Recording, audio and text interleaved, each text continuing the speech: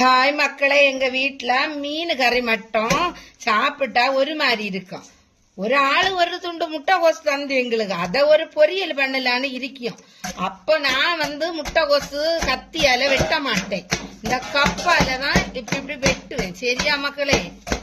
இதுல வெட்டிட்டு லாஸ்ட் குட்டி குட்டியா இது பண்ணி எடுத்துருவேன்.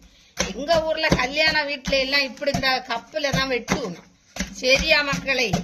பாத்தீங்களா, நம்மள இடிச்சு கொல்லிய மாதிரி கொன்னாச்சு முட்டைகோச. முட்டைகோச தள்ளுன்னு தள்ளி கொன்னாச்சு. இப்ப கொன்னாச்சு. இப்ப அத நான் தேங்காய் எண்ணெயில கடுகு தாளிச்சு வச்சிருக்கேன். ஏன்னா பாம் ஆயில் நான் எடுக்கல, அதிகமா பாம் ஆயில கொழுப்பு இருக்கேன்னு சொல்லியனால நான் எடுக்கல. இப்போ தள்ளி வச்ச முட்டைகோச நான் போட்டு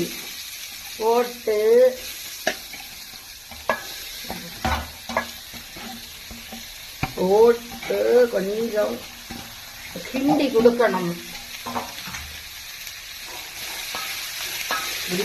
கிண்டி கொடுக்கணும், முட்டைகோச கிண்டி கொடுக்கணும். கடுகு தாளிச்சத காட்டல, இந்த ஃபுல்லா கேமரா எடுக்காம விட்டுட்டான். சரியா மக்களே? எப்ப கிண்டி கொடுத்துட்டு இருக்கணும். சரியா? கொஞ்சம் நல்லா வதம் கட்டு. சரியா? இப்ப நான் முட்டைகோசு முதல்ல கொஞ்சம் வதம் கட்டு. எனக்கு இந்த உள்ளி கொஞ்சம் கருன்னு சாப்பிடியதான் பிடித்தான். அதனால இப்ப உள்ளியும் பச்சை மிளகும், பெரிய உள்ளியும் பச்சை மிளகும் வெட்டி போட்டிருக்கு. இதை இனி கூட கொஞ்சம் நமக்கு கிண்டி கொடுக்கணும். கொஞ்சம் கிண்டி கொடுக்கணும். நல்லா கிண்டின பிறகு இப்போ முட்டைகோசு நல்லா சோக்க வறுத்தாச்சு. நல்லா சோன்னு வந்தாச்சு. சரியா? இப்போ நம்ம கொஞ்சம் நமக்கு எவ்வளவு தேவையோ அவ்வளவு உப்பு போடியும். இப்போ போட்டுட்டு நல்லா கிண்டணும்.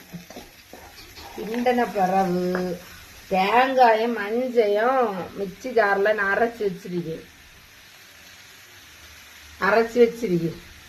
இதையும்